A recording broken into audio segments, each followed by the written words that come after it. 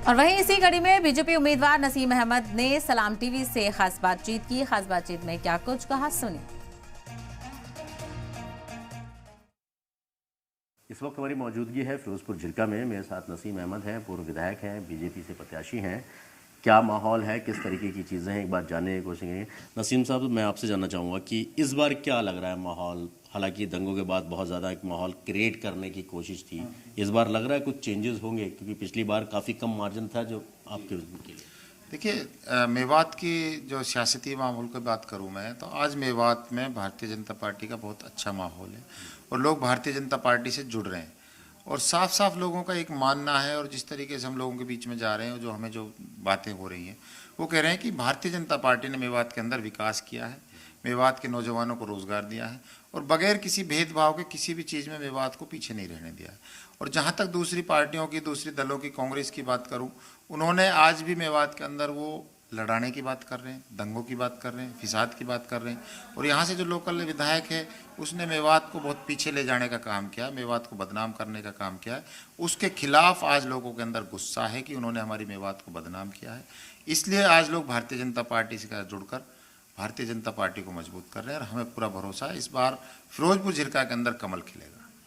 कहा जाता है कि मेवात का मुसलमान बीजेपी के साथ नहीं जाता अमूमन। पिछली बार भी हमने कई सारी चीज़ें, क्योंकि आपकी हार जीत के बीच में मार्जिन बहुत कम था। इस बार ऐसा क्या है डेवलपमेंट का काम? क्योंकि विधायक कांग्रेस से हैं, लेकिन कई सारे ऐसे प्रोजेक्ट हैं जो सरकार में रहते हुए यहाँ पे आए, तो वो क्या क्या चीज़ें ऐसी थी जिनकी वजह से लगता है कि हाँ, खासतौर पर मेवात का मुसलमान और फिरोजपुर झिरका विधानसभा का मुसलमान वो जुड़ेगा बीजेपी से? देखिए, पिछले 10 साल से भारतीय जनता पार्टी की सरकार है हरियाणा के अंदर। मैं 2014 से 2019 तक मैं विधायक रहा। मैंने उस वक्त भी कई प्रोजेक्ट ऐसे मैंने भारतीय जनता पार्टी की सरकार मंजूर करवाए। जैसे मैं आपके सामने अगर बताना चाहूँ तो फिरोजपुर झिरका विधानसभा में पीने के पानी की बहुत बड़ी समस्या थी और यहाँ पे जो वाटर लेवल है ड्रिंकिंग वाटर का या आम वाटर जो सिंचाई का वाटर है, वो 1500 और 2000 के बीच में फीट पे चला गया नीचे। तो बड़ी मारा मारी हो रही थी। तो मैंने प्रोजेक्ट बनाया, 263 करोड़ सरकार ने मंजूर करे और जमुना यहाँ से 190 के करीब दूर है, यहाँ से 90 किलोमीटर के करीब, और वहाँ से पानी हमने लिफ्ट करा करके फिरोजपुर झिरका के गाँव में पीने का पानी मुहैया कराया। उसके साथ हमारे यहाँ पर हेल्थ डिपार्टमेंट की हॉस्पिटल्स की बहुत कमी थी। हेल्थ के हमारे जो है हॉस्पिटल्स हमने अपग्रेड करवाए। मांडीखेड़ा का हॉस्पिटल 100 बेड का था, वो 200 बेड का करवाया। तिगाँव के अंदर मेरे मरहूम वालिद साहब चौधरी शकुल्ला खान जी ने PSC बनवाई थी तो 1993 में, उसको हमने 200 बेड का मंजूर करवाया। फिरोजपुर झिरका का हॉस्पिटल उसको हमने अपग्रेड करवाया। नूह के अंदर हॉस्पिटल अपग्रेड करवाया। अगौन में नई PSC खुलवाई।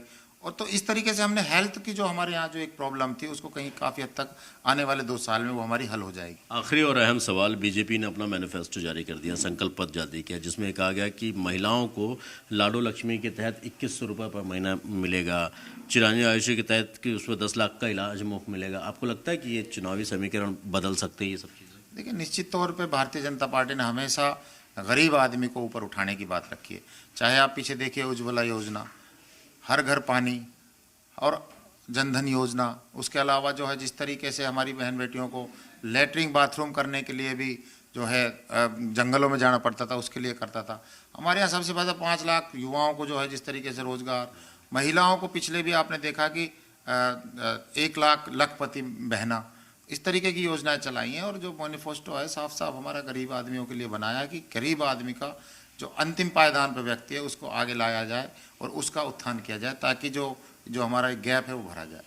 सरकार बनने के कितने % चांसेस आपको लग रहा है? निश्चित तौर पे भारतीय जनता पार्टी की सरकार बन रही है और स्पष्ट रूप से बहुमत के साथ हम सरकार में आ रहे हैं और फिरोजपुर झिरका विधानसभा निश्चित तौर पर भारतीय जनता पार्टी जीत रही है और बहुत भारी बहुमत से जीत रही है। चलिए, बहुत बहुत शुक्रिया हमसे बात करने के। साफ तौर पर है कि जिस तरीके से पिछली बार के चुनावी समीकरण बने, इस बार के हालात कैसे होंगे। हालांकि बहुत सारी चीज़ें ऐसी हैं, चाहे दंगों की बात करें, चाहे डेवलपमेंट की बात करें।